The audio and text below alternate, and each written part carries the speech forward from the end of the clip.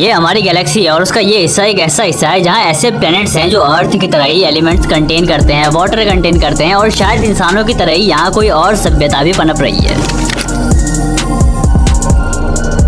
मैं आपसे ये नहीं कहूँगा कि मुझे एलियंस मिल गए, मगर अगर आप एक क्यूरियस माइंडसेट वाले इंसान हैं तो शायद जो आज तक अर्ली स्टेज से रिसर्चेस एलियंस के ऊपर हुई हैं, जिसमें मिलियंस ऑफ डॉलर्स खर्चे किए गए हैं, आपको वो सब जानने में मजा आने वाला है क्योंकि इन सब पे डिटेल में हम बात कर रहे होंगे।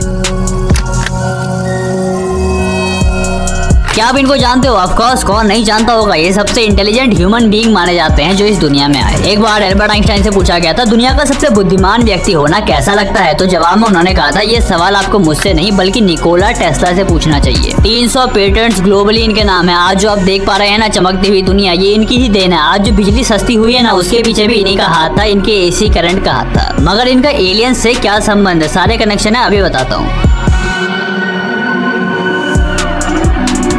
एलियंस के ऊपर सर्च 1896 के टाइम से ही शुरू हो गई थी। निकोला टेस्ला ने एक वायरलेस इलेक्ट्रिकल ट्रांसमिशन सिस्टम बनाया था जो कुछ ऐसा दिखता था जिसे वो मार्स में एलियन लाइफ से कांटेक्ट करना चाहते थे। साल 1899 में कोलोराडो स्प्रिंग एक्सपेरिमेंटल स्टेशन में एक्सपेरिमेंट के दौरान उनको कुछ सिग्नल्स मार्स से आते हुए मिले। One night he was tracking thunderstorms 600 miles away, but all of a sudden he heard these beeps, and it was 3 beats in sequence.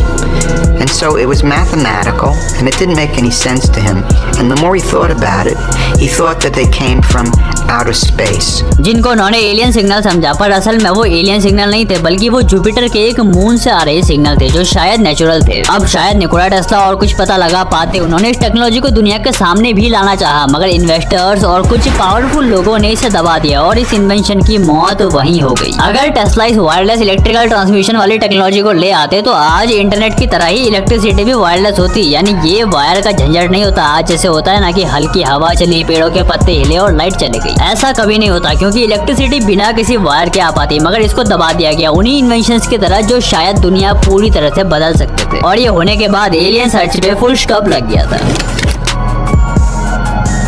तो क्या इसके बाद हमने कभी एलियंस को ढूंढने की कोशिश नहीं की? नहीं रे प्यारे, अभी तो बस शुरुआत थी। अर्ली 1900s में ही 3 दीवाने आए जिनको लगता था रेडियो सिग्नल्स की मदद से सच में हम मार्स में एलियन से कांटेक्ट कर सकते हैं। उन तीनों में से एक वैज्ञानिक गुगलिनो मार्कोनी ने तो सिग्नल्स मिलने का भी दावा किया था। अगेन इसको भी कोई सीरियस नहीं लिया गया। तब से आज तक लगभग 100 सालों से हम अर्थ से रेडियो सिग्नल्स आउटर स्पेस में भेज रहे हैं जो करीब 1000 तारों तक पहुंच भी चुके हैं, जिसमें Vega, Aldebaran, Barnard star Sirius and Proxima Centauri जैसे स्टार्स शामिल है, मगर अब तक सिर्फ नाकामयाबी ही हासिल हुई थी। मतलब इतना कुछ करने के बाद भी हमें अभी तक कुछ खास हाथ लगा नहीं था। लेकिन 2007 से लेकर 2015 तक सेटी इंस्टीट्यूट ने ATA को डिजाइन किया जिसे 1 हेक्टेयर टेलीस्कोप कहा जाता है। ये काफी बड़े एरिया में एलियन सर्च करने की काबिलियत रखता है जितना आप सोच भी नहीं सकते। कैलिफोर्निया के पहाड़ों में इसे आज भी लोकेट किया गया है जहाँ से सब रिसर्च की जाती है। तो उस टाइम इंटरवल के दौरान 2007 से 15 तक hundreds of million technological signals capture किए गए थे जो शायद आउटर स्पेस से आए थे, मगर क्योंकि इनका threshold time less than 1 hour था तो हम इतने कम समय में इन्हें समझ नहीं पाए। हम ये नहीं समझ पाए कि ये सिग्नल्स अर्थ की सैटेलाइट भेज रही हैं या फिर ये सच में किसी एलियन प्लेनेट से आ रहे हैं। खैर ये आज तक मिस्ट्री है कि वो सिग्नल्स आखिरकार आ कहां से रहे थे। अभी तक जो एलियन सर्च हो रहा था वो रेडियो स्पेक्ट्रम बेस्ड था, मगर फिर एक वैज्ञानिक का दिमाग खनका। उसने सोचा कि क्या पता एलियन से पावरफुल लेजर बीम्स का यूज कर रहे हों।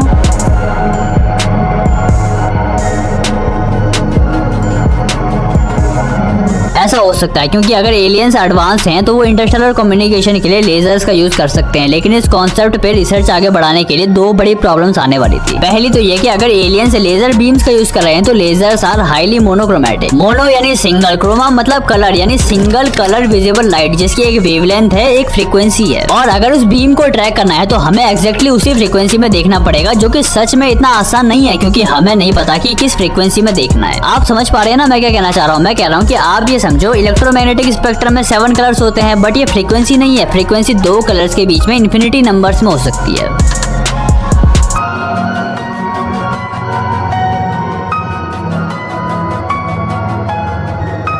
जैसे 1 से लेके 2 के बीच में अनकाउंटेबल नंबर्स हो सकते हैं। मतलब इन जनरल में ये कहना चाह रहा हूँ फ्रीक्वेंसी इन्फिनिटी है। तो जब तक तुम्हें एग्जैक्टली पता नहीं चलता कि कौन सी फ्रीक्वेंसी में देखना है तो भाई तुम देखोगे कहाँ पर। दूसरा, रेडियो सिग्नल्स हर एक डायरेक्शन में ब्रॉडकास्ट होते हैं, मगर लेजर बीम्स हाईली डायरेक्शनल होती हैं, यानी किसी एक डायरेक्शन में ही आएगा। अब अगर उस बीम को पकड़ना है तो जरूरी हो जाता है कि एलियंस उसे एग्जैक्टली अर्थ की डायरेक्शन में ही पॉइंट करके मारें, क्योंकि कहीं और करेंगे तो हम डिटेक्ट नहीं कर पाएंगे। अब मैं आपको एक इंटरेस्टिंग बात बताने वाला हूँ। सेटी इंस्टीट्यूट के जो सपोर्टर्स हैं उन्होंने एक पेपर स्टडी कंडक्ट किया, जहाँ एक थ्योरी को प्रपोज किया गया कि 10 मीटर के डायमीटर वाला मिरर अर्थ के किसी पार्ट में रखा जाएगा, जिस पर एक हाई एनर्जी लेजर को फोकस किया जाएगा, जिसके बाद रिफ्लेक्शन से जो बीम बनेगी ना उसकी इंटेंसिटी 1000 ऑफ टाइम्स होगी सन से। मतलब वैज्ञानिकों के हिसाब से वो सूर्य से भी ज्यादा तेज चमकेगा, जिससे वैज्ञानिक कह रहे हैं कि हम किसी भी डायरेक्शन में लेजर बीम को पॉइंट करके भेजेंगे और सिग्नल्स लेने का ट्राई करेंगे। अभी ये काफी कंट्रोवर्शियल है, पर एक तरीके से थ्योरी है तो मैंने आपको बता दी। मतलब ये अभी कंट्रोवर्शियल इसलिए है क्योंकि काफी सारे वैज्ञानिकों को लगता है ये हाईली कॉस्टली पड़ेगा हमको और इससे कुछ खास फायदा हमें होने वाला है नहीं। अब इस बड़े से मॉडल को एक छोटे स्केल में किया जा रहा है। मतलब सेटी इंस्टीट्यूट ने एक प्रोग्राम भी चला रखा है जिसको बोलते हैं लेजर सेटी। एक इंस्ट्रूमेंट बनाया गया है जिसमें कुछ कैमरेस लगाए गए हैं जो नाइट स्काई का रात भर सर्वे करते हैं किसी भी एक सिंगल लेजर पल्स को ढूंढने के लिए। मतलब हम लेजर तो भेज नहीं सकते क्योंकि हमारी इतनी कैपेबिलिटी नहीं है, पर क्या पता कोई लेजर आ जाए उसको ट्रैक करने के लिए ये काम किया जा रहा है। अब यहाँ ये सब चल रहा था, वहाँ एक बड़ा कांड हो गया। 2017 में क्या होता है कि वैज्ञानिकों को केपलर स्पेस टेलीस्कोप के थ्रू टैबी स्टार करके एक स्टार पे शक होता है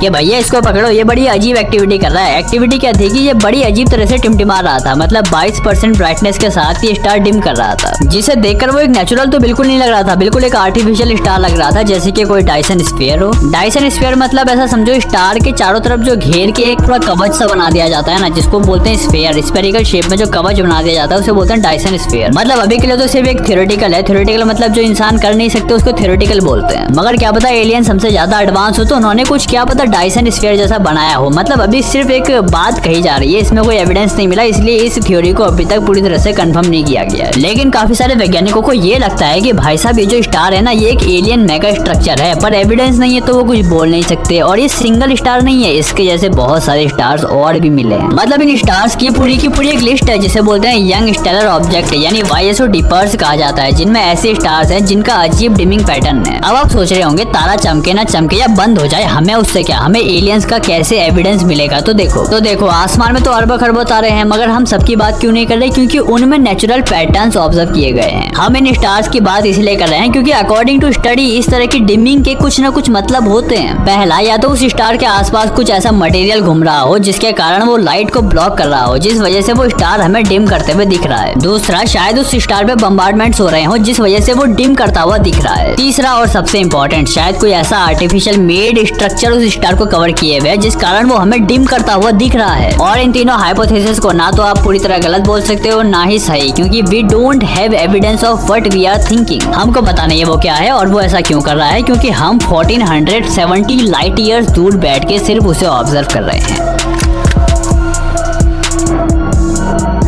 खैर अगर एलियंस एडवांस हैं लाइक टाइप 1 या टाइप 2 सिविलाइजेशन वाले, तो वैज्ञानिकों के हिसाब से वो क्वांटम कम्युनिकेशंस का यूज कर रहे होंगे। When quantum physics comes in is when it's not a bright pulse of light that anyone can see. It's only a single particle, a single photon. And these single photons are governed by special laws that mean if you touch it, if you do anything to it, it changes. To detect other extraterrestrial lifes like humans. अब quantum communications का example जहां तक हम समझ पाए हैं वो है एक्सरे फोटॉन्स। तो उसको कैप्चर करना पड़ेगा अगर उन सीक्रेट सिग्नल तक जाना है तो। मतलब सिंपल बात है, एलियन को डिटेक्ट करने के लिए हमारे पास पर्याप्त टेक्नोलॉजी है ही नहीं। सिंपल बात है, सिर्फ एक टेलीस्कोप की मदद से तो एलियंस नहीं मिलने वाले। अब हम ये सिग्नल्स की बातें करते रहते हैं, पर पता है पहले ऐसा नहीं था। 1960 में रोनाल्ड एंड ब्रेसवेल ने मैसेंजर प्रोब्स को सेंड करने की बात रखी। Physical space probes best way माना जाता है आज भी फॉर इंटरस्टेलर कम्युनिकेशंस। 1977 में 2 वॉयेजर स्पेसक्राफ्ट को लॉन्च किया गया था। Roll program is in on time. Vehicle response is normal. EVT class voltage looks good. Tank pressure looks good. Hey, MDS. जिसमें से वॉयेजर 1 जो है वो इंसानों के द्वारा भेजा गया ऐसा ऑब्जेक्ट है जो सबसे दूर स्पेस में ट्रेवल कर रहा है। I mean the Voyager 1 probe is currently the farthest human made object from Earth. दोनों ही Voyager 1 and Voyager 2 deep space में ट्रेवल कर रहे हैं। इन वॉयेजर्स के अंदर 116 इमेजेस हैं जो अर्थ को डिफाइन करती हैं। कुछ आवाजें, साउंड इफेक्ट भी इसमें डाले गए हैं। इन केस एलियंस अंधे हुए तो सुन सकते हैं, जैसे कि हवा की आवाज, बिजली कड़कने की, जानवरों की, इनफैक्ट बच्चों के ग्रीटिंग्स भी इसमें रिकॉर्डेड फॉर्म में भेजे गए हैं। Hello from the children of planet Earth. यही नहीं 55 एंशिएंट एंड मॉडर्न लैंग्वेजेस में ग्रीटिंग्स भेजी गई हैं, हाई हेलो टाइप का, और हर एक साउंड भेजा गया है जो हम डेली लाइफ में क्रिएट करते हैं। सब लोगों ने मारो राम राम पहुँचे, हमें अठे राजी खुशी हाँ, तुम उठे राजी खुशी रह जाओ। अस्सलाम वालेकुम। हम ज़मीन के रहने वालों की तरफ से आपको खुश आमदीद कहते हैं। पृथ्वीवासीहरू शांतिमय भविष्य को शुभकामना। chân thành gửi tới các bạn lời chào thân hữu। धरती के वासियों की ओर से नमस्कार।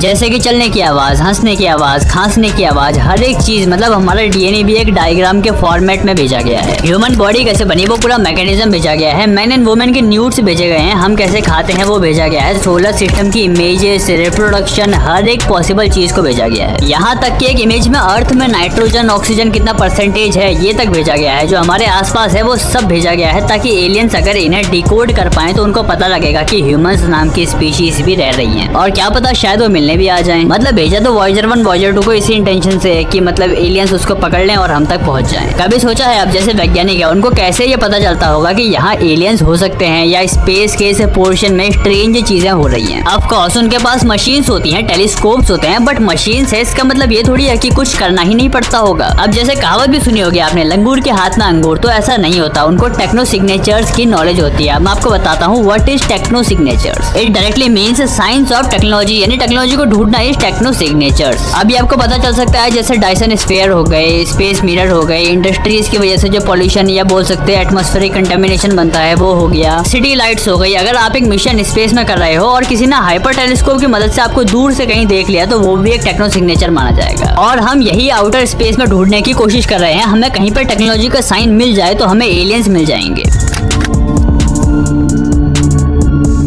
2017 की बात है, वैज्ञानिकों को सूर्य के आसपास एक ऑब्जेक्ट दिखा। इसको देखकर जितना अजीब लगा उतना ही अजीब इसकी अनयूजुअल ट्रेजेक्टरी को देख के लगा। स्टेडियम का साइज का बड़ा सा ये ऑब्जेक्ट इस तरह एक्सेलरेट कर रहा था, स्पीडिंग कर रहा था, जो एक कॉमेट या एस्टेरॉइड के लिए पॉसिबल ही नहीं है, और इसको एक एलियन स्पेसक्राफ्ट बोला जाने लगा। ये कोई नॉर्मल लोग नहीं बोल रहे थे, बल्कि 12 नवंबर 2017 को हार्वर्ड रिसर्चर्स ने एक पेपर पब्लिश किया था, जिसमें उन्होंने कहा, एग्जैक्ट वर्ड्स में मैं आपको पढ़ के बताता हूँ, the object may be fully operational probe sent intentionally to earth vicinity by an alien civilization. यानी ये ऑब्जेक्ट में भी एक एलियन सिविलाइजेशन के द्वारा भेजा गया ऑब्जेक्ट होगा जो सोलर सिस्टम को स्टडी करने आया है। और ये पॉसिबल भी हो सकता है कि हमने एलियंस को ढूंढने के लिए स्पेसक्राफ्ट नहीं भेजे हैं, ऑफ कोर्स भेजे हैं, हमने उसकी बात भी की है, वॉयेजर 1 एंड वॉयेजर 2। याद तो है ना, मे बी एलियंस ने भी ऐसा ही कुछ भेजा हो हम पे रिसर्च करने के लिए। खैर, जैसे कि इंसानों की आदत है धीरे धीरे काम करने की, हम इतना धीरे और कैजुअली रिस्पॉन्ड किए कि कुछ रिसर्च सही से कर पाने तक ये ऑब्जेक्ट कहीं भाग गया। मतलब ये जिस स्पीड से भागा है ना भाई, हम इसे पकड़ नहीं पाए, ये इतना दूर चला गया कि टेलीस्कोप से भी अब नजर नहीं आ रहा। और आज तक ये एक मिस्ट्री है कि आखिरकार ये ऑब्जेक्ट गया कहाँ।